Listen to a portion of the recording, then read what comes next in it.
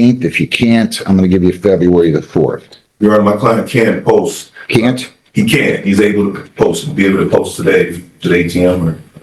We got one right down the hall. Go down the hall, get your money, post your bond, comply with your bond. If you want a court-appointed lawyer going forward, you'll have to fill out a petition for one. You're a pipe fitter? Yes. How much do you make? Not much this year. I've been. How much do you make? An hour and I'm sorry, it changes every year. Let's just say 18,000. All right, so I'm not going to appoint you a lawyer on a drive while suspended. So you're going to have to go out and hire your own lawyer if you want a lawyer, okay? All right, good luck. You'll go down the hall, you'll get your notice. Yes. I didn't hear the first part. I was muted in the courtroom. Could you give me the date and time, please? Sure, and that was my fault. I kind of slipped through that. February 18th at 10 o'clock in the morning. So, John, you're going to have to walk out. And he's going to have to get his bond, and we'll go from there, okay? We got an ATM here is what I'm trying to tell you nicely. No, I understand that. The amount, I was curious. $200. Yeah, that's what I mean. All right, thank you. Yeah, thanks. Gregory Mercer Light III. Yeah. Gregory Mercer III, 24-834-840. Good morning, Your Honor. Mike Hill Crawford, representing Mr. Mercer. Mr. Mercer, your name? Good morning, Your Honor. It's Detective Serna, Whittier Police Department. My partner is grabbing him out of the cell right now as we speak. Sorry, okay. My apology. I didn't know he was in custody. I thought he was here. That's my fault. Are you here on this one with Mr. Haitian? Yes. Let's do that one first. People against Daniel Timothy Lopes, 26I-700-547. And I'm told that I was just told by my judicial clerk that the victim is online. Mr. Haitian, your appearance? Your Honor, good morning to you, this is Vincent Haitian, P76506, with and on behalf of Mr. Lopes, who's president to my left. Good morning to you. Your name? Detective Constantine Secretaries with Grosse Ile Township Police Department. Sir, your name? Daniel Lopes. All right, so this is the charge of assault with intent to do great bodily harm and aggravated assault. For purposes of arraignment, Mr. Haitian. Wait forward, you stand by my lead, Your Honor. Sir, I'm going to advise you of your rights. You have the right to remain silent. You do not have to say anything. If you do say something in or out of court, whether orally or in writing, it can be used against you. Do you understand that? Yes, Your Honor. You have the right to be represented by a lawyer not only today, but your lawyer at all subsequent court proceedings. And also, if you ever choose to submit to questioning with law enforcement officials, you do have the right to be represented by your lawyer at that questioning. Do you understand that? Yes, Your Honor. You also have the right to a probable cause conference on the felony charge. At the probable cause conference, your lawyer will discuss this case with the prosecutor. If there's no resolution, we'll proceed to the preliminary exam. At the preliminary examination, as the count one, they have to show that the crime was committed and that you were the one who probably committed the crime. If they prove that, you'll be bound over for further proceedings to the circuit court. If they fail to prove that, then the case would be dismissed and you would be discharged. At least that count. You have a second count, a misdemeanor, that's a 1 year, but you don't have any right to an exam on it.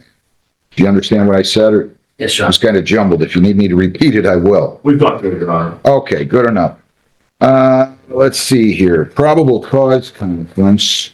Heather, I don't know if I have one here. You know what, Judge? I don't think we did. So let me get you. It looks like that would be February 10th. Yeah, and then the 17th, right? Yes, and that'll be at 9:15. The PCC? Yes. And the exam at? That will be, let me get to her 17th here, at 11:30. Okay, so Mr. Haitian, we're going to give you February 10th at 9:15. That's in front of Judge Hessen. That was a Zoom hearing for the problem. Yes. Right. And then the preliminary exam, obviously in person, that'll be at 11:30 on February 17th. Well, that's bad. Of course. Okay, now, so that's where we are, and I'm going to let you address bond. And where's the victim? Are you the victim, Mr. Caruth? Yes, Your Honor. Okay, I'm going to let the lawyer address bond, the detective, and I'll listen to what you have to say before I set the bond. Okay, can you tell me your name? Eric Caruth. All right, just bear with me 1 second. And by the way, before we go on, has he been printed yet? No, yeah. Okay. All right, go ahead, Mr. Haysha. Your Honor, my client is 37 years of age, originally from the Massachusetts area, went to school at Penn State, eventually matriculated to Michigan. He has been a Roseau resident for the past nearly 5 years, where he lives with his wife and 2 children. He is the next door neighbor to Mr. Caruth, so we aren't objecting to any type of no contact order. In fact, we understand that there is going to be a no contact order. I just want the court to be aware that my client, by the nature of his living situation, is going to be in some sense of proximity towards Mr. Caruth. However, he understands he's not to speak to him, contact him, or have any contact with any of his associates, third party or otherwise. I want to indicate that he is currently a vice president at Loan Depot. He's held that position for more than 8 years. Loan Depot? Loan Depot, yes. Okay. He's in the mortgage industry, properly licensed. He is here with retained counsel. We've been in contact with law enforcement for months on this file. This was not a surprise that this proceeding ended up taking place to the extent that it's happening right now, and that we're aware that we need to be in court. However, there were significant strides made in an attempt to resolve these matters prior to coming in today. We're here as it stands. I want to indicate, as it pertains to, not to dive into a full factual analysis of this, but it pertains to the fact of this case, Your Honor, and I don't say this lightly, this is one of the more significant overcharges that I can imagine seeing in my 15-year career in law. I don't say that lightly before this court. The sum and substance of this, and I've seen video in this case, revolves around a mutual stepping outside at a establishment in Groseal between these 2 gentlemen. And what I can gather, What establishment was it? this was at Lloyd's. Okay.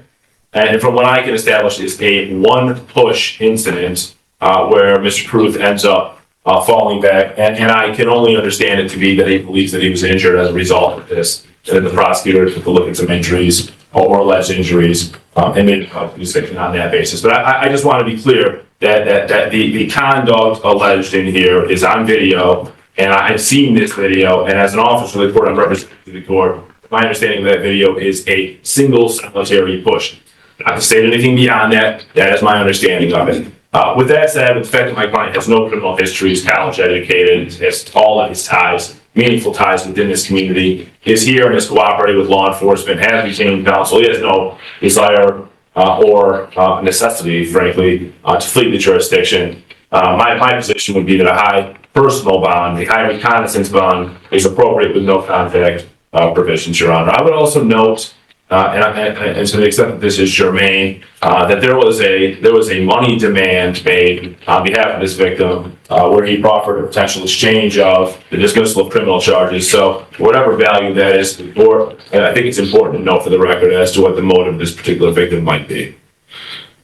Tell me what happened. I don't know if I did this signing on record. I didn't do this, did I? No, I wasn't It's here. actually Detective Delpiez's case, and I'm just filling in for her. If it was done on the 23rd, I wasn't here. Tell me about it. What happened?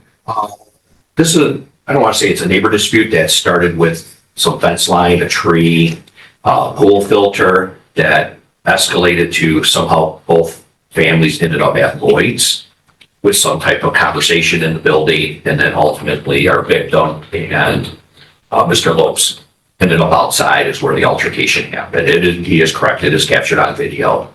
Well, what kind of injuries did the victim have? I'm going to ask him in a second, but I'd like to know. Your Honor. Like I said, it's just, I came in to do a totally different case to sign on the record. That's why I'm dressed the way I am. What happened, Mr. Caruth? You're free to, I trust that you're going to address the court. That's why you showed up. You're free to tell me what you'd like to say. My injuries, I had to have my ACL replaced, and my meniscus, had a bucket handle tear of the meniscus and a impact fracture of the tibia. So I had to have 20% of my meniscus removed and then an ACL replaced. A single push turned into a courtroom bombshell.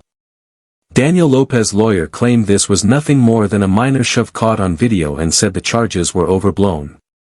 But then the alleged victim revealed he needed ACL surgery, had part of his meniscus removed, and suffered a fractured leg. The courtroom instantly changed. Was this really just one push, or a life-changing assault? Now the judge must decide. What do you think? Drop your opinion in the comments, and don't forget to like and subscribe for more shocking courtroom drama on the legal lens.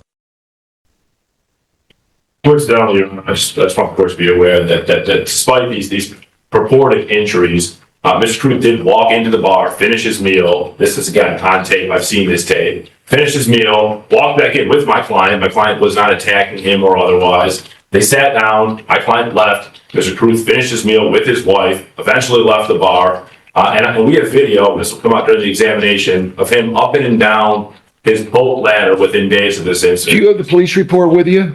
I do not. So yeah, I apologize for not being prepared, like I said. they got to send that to you. I mean, I don't want to play a guessing game here. I'm getting two entirely different stories. How much does your client make? My client makes me, it's over 6 figures per year. What are you asking for? Discretion of the court, Your Honor.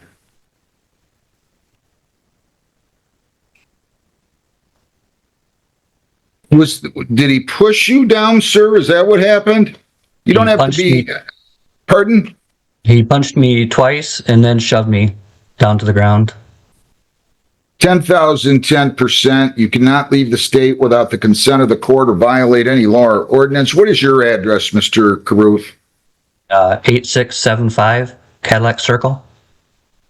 All right. No contact with Eric Caruth. You cannot write, phone, see, text, email, or communicate with him in any way. You're not to have any contact with prosecution witnesses at all except through your lawyer. You're not to enter the property address at Lloyd's at 8961 Macomb in Grosse Ile or at 8675 Cadillac in Grosse Ile. No firearms. No dangerous weapons. You do have to go over, so you cannot possess dangerous weapons or firearms. If you have any, you have to surrender those to Grosse Ile Police Department by 1 today. You also have to go to the Grosse Ile Police Department, be fingerprinted and photographed by 1 o'clock today, January 30th. Okay? Judge, I just one other aspect of bond. I understand he's going to remain in the state of Michigan. He does have a 3-day When is that? personal trip from the 9th of February through, excuse me, let me just pull my dates up. That would be from the 5th of February through the 9th. He would be in San Francisco. Okay. You can leave the state to go to San Francisco between February 5th and February 9th. Thank you. Okay? What is it with all the Grosse Ile boundary disputes? I've never seen anything like this. It's crazy. This I don't want to say, it's just, all right. Thank you. But Good luck. Thank you, Mr. Caruth. So you understand the dates, correct, sir? Yes. Yes, sir, All Your Honor. right. Good luck. Good luck to you as well. Have a good day. Thank you. Thank you. Cherokee, Kathy, Myers, is this the one I called? 25W839156, or did I call the other one, Detective? My apology. Gregory Mercer III, 248-34840. Mr. Mercer, your name? Gregory Mercer III. Mr. Microphone representing Mr. Mercer. All right, for purposes of arraignment, Your Honor, like I said, we wait for the truck. Just. all right, I'll enter a not guilty plea. Where in the world has he been? These guys don't show up. I don't understand. Where you been, Mr. Mercer? Well, last year I was taking care of my mom. She was in hospice, and I just left the house on my birthday. That's how I got pulled over. My client was taking care of his mother in hospice. She passed away at the end of last year. I'm really sorry about that. He used all his money to pay for that funeral. That's why he didn't pay for this. And This was in 24. He was supposed to be here and take care of this. He didn't show up twice. I understand, Your Honor. $100 cash bond. You cannot leave the state without consent. You cannot violate a law. You must appear in court as directed. I hope you can post that. Can you post that? $100? $100? Today, Yeah. I have $80.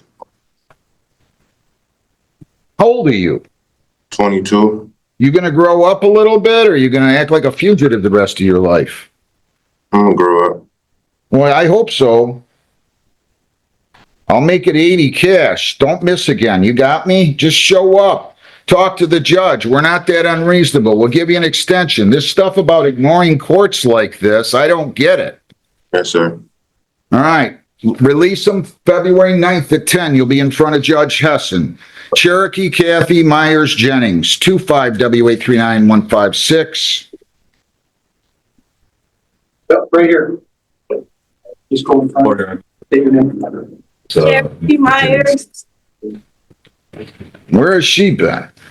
Where you been? What do you want to say? Your Honor, it's a similar circumstance. I got every excuse in the world. You know what? I don't know. I'm going to write at least one book, but one might be the 2,972 different excuses I got. What's her excuse?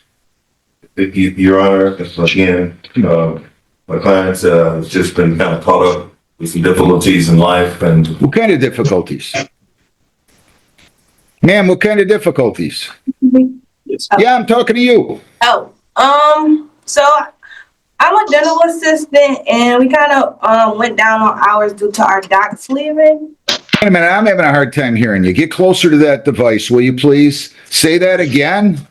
So I'm a dental assistant, and we currently are having a little bit of difficulties, being that our hours are getting cut due to. Hey, I didn't hear that last word. You're a dental assistant and what? You're having difficulties with what? So our hours are getting cut down in my office due to the docs leaving, which leaves us no work to do. So I've been out of hours for the last 2 months, just waiting on my manager to tell me when to come in. Yeah, how many hours did you work in the last 2 months? I was part-time there for about, I would say 14 hours max. A week? And then I had another position in Detroit where I worked Wednesday through Friday. So I was full-time. Why does that have anything to do with you not showing up here? Tell me, I gotta know. Why didn't you show up? Not gonna lie, life has been a little crazy for me, so I kind of got distracted and forgot. Ma'am, how much money do you have on your person? Otherwise, I gotta set a bond you're not gonna make. How much money you have in your possession right now? I'm asking you a question. Do you know I'm talking to you, ma'am? Yeah. How much money do you have? I just spent my last $70 on my DTE. have anything, Your Honor. All right, look, it's not that old as far as people not showing up go. I'll give you a personal bond, but stop doing this. You do this again, we're gonna have a big problem. Personal bond. Ma'am, I'll tell you what I'm gonna do for you. Well, let's just set up a payment plan. Your Honor, we were going to suggest a payment plan that I hope the court won't find disrespectful. My client is saying that she can afford to pay $30 a month starting February 27th, so. I'll tell you what, I'll do that. You pay $30 per month beginning February 27th. Now, if you don't have the money, you call the court. I'll dismiss the show cause right now. We'll go on Zoom, or you can walk in here on or before any one of the due dates. I'll be glad to give you an extension, but don't ignore me again. I don't like this. I don't know too many judges that don't get agitated by it. You got me? Yeah. You're not bigger than the system. You follow me? Yeah. All right, that's what I'll do. They'll release you. Good luck. Thank you, Your Honor. Thank you. Thank you, Judge. Edward, Michael, roll, 21B139703A, 22B141560A, 22B141560B, and 22B141560C. So, appearances, please. Morning, Your Honor. Mike Gilchrist, representing Mr. Roll. Mr. Roll, please state your name for the record. Edward Michael Roll. All right. Detective, your name? Good morning, Your Honor. Detective Crystal Tulas, Brownstown Police Department. Let's see. I don't get it. So let's start with A, B, and C. He's got to suspend drug paraphernalia and false information from 2022. Let's start with those. What does he wish to do? Your Honor, I would like to stand mute, wait for my reason. Not guilty pleas are entered on all of those. He hasn't shown up on those cases, and then I've got another probation violation over here. And I'll come back to these files and set a bond. So give me what he's going to do on the probation violation, which is in front of Judge Heston, 21B139703A. My client was guilty to all the allegations.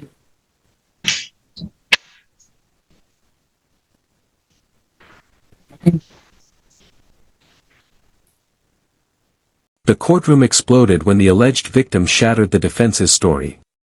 While the defense claimed it was just one push, the victim told the judge he was punched twice, slammed to the ground, and left needing major surgery. But then came a shocking twist. The defense claimed video shows the victim walking, eating, and acting normally afterward. Two stories. One truth.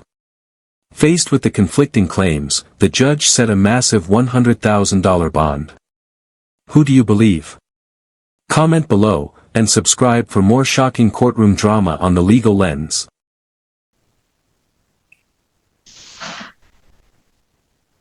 Is that what you want to do, Mr. Roll? Yes, Your Honor. Hang on. I didn't ask you to speak yet. Just let me finish. Yes, You sir. got multiple violations here, and you have not been here since you were supposed to be here in 2022 on this case. It was adjudicated. I have a 4, 5, 6, 7 count show cause, and your lawyer tells me you wish to plead guilty to all 7 counts. Is that true? Yes, Your Honor. You've absconded, so you could get the maximum, which is 93 days in jail. Do you understand that?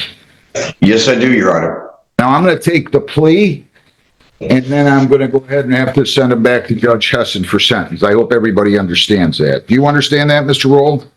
Yes, Your Honor, I do. And you do, right, Mr. Crawford? Understood. You're charged with these 7 counts. If you plead guilty, like I said, you could get 93 days. And I want you to understand that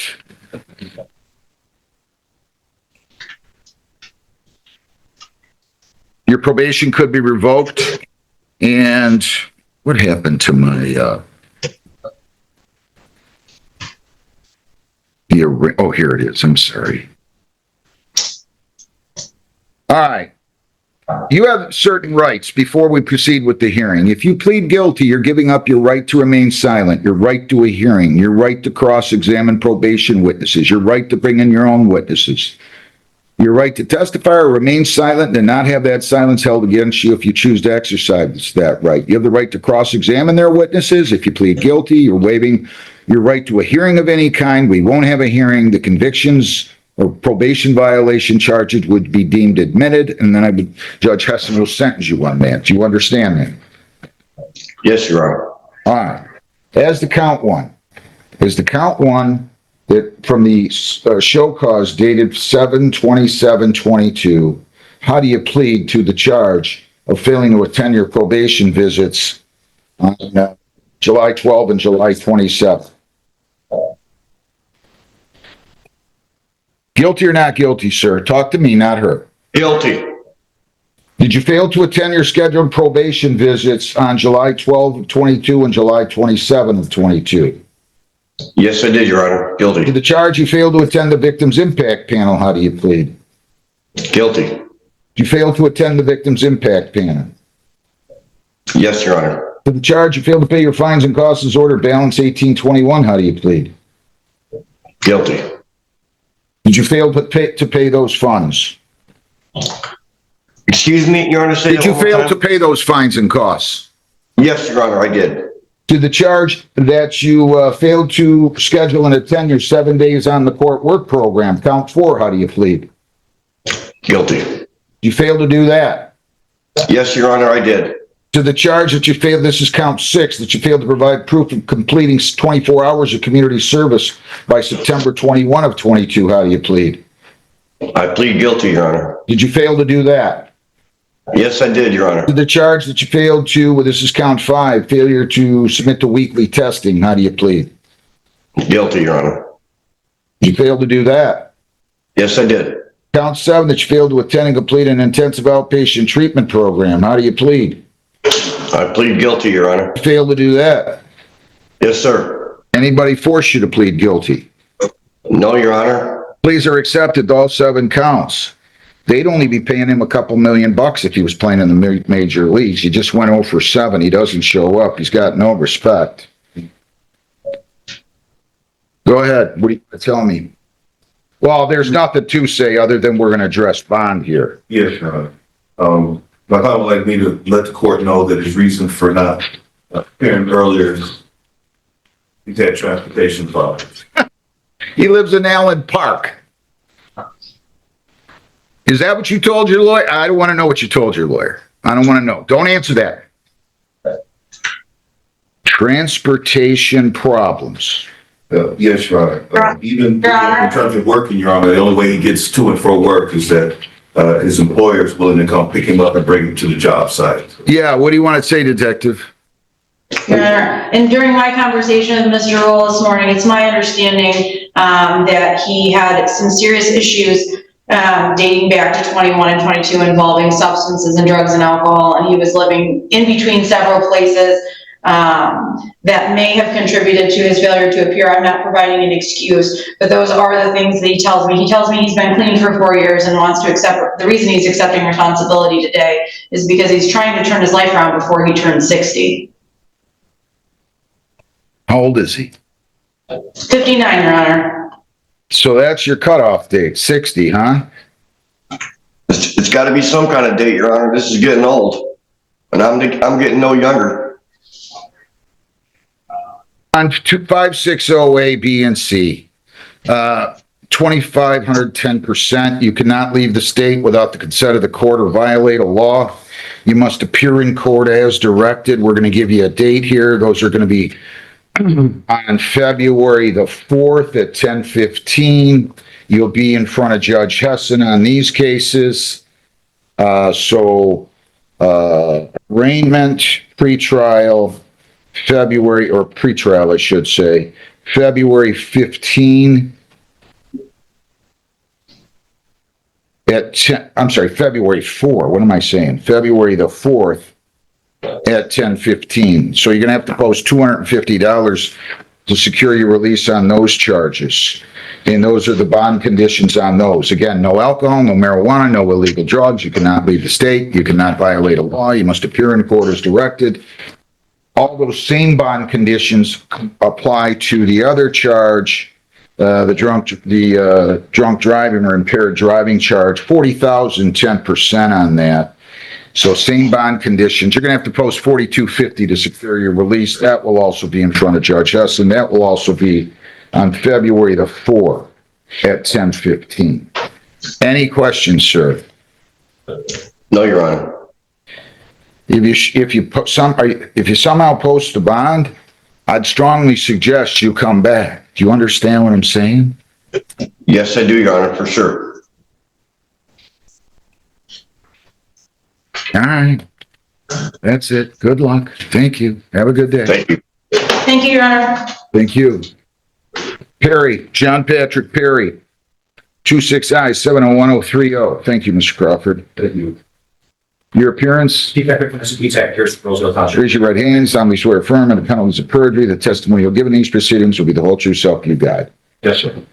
Your Honor. You know what? You could probably do this one down the hall. I'll take it. It's just in the future. Yeah. Go ahead.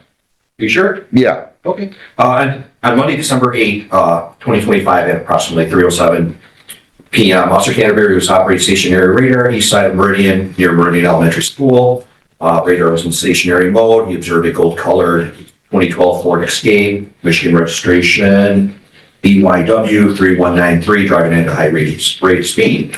Radar gave an indication of 53 miles per hour with a consistent tone and a 35-mile-an-hour zone.